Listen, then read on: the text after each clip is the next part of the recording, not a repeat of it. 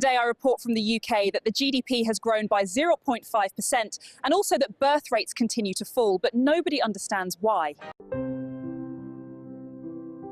We just dream of having our own house and starting a family.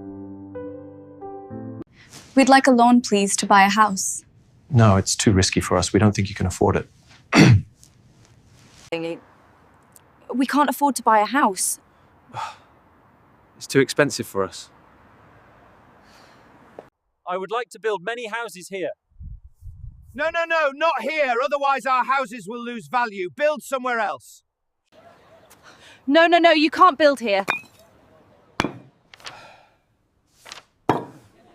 Housing is too expensive. Why don't you build more houses? We have to pay such a high price for labour because they need to cover their housing costs. If we build more houses, we lose profit.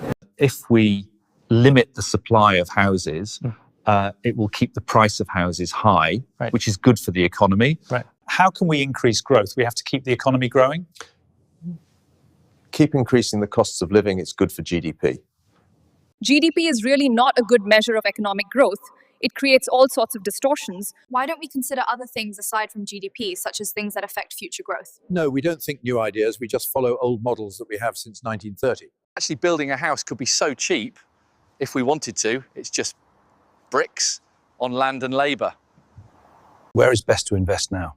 The best place to invest is houses, because it's only going to keep going up as the housing rises and limited supply. I have too much space, but I can't find any decent, smaller house to move to.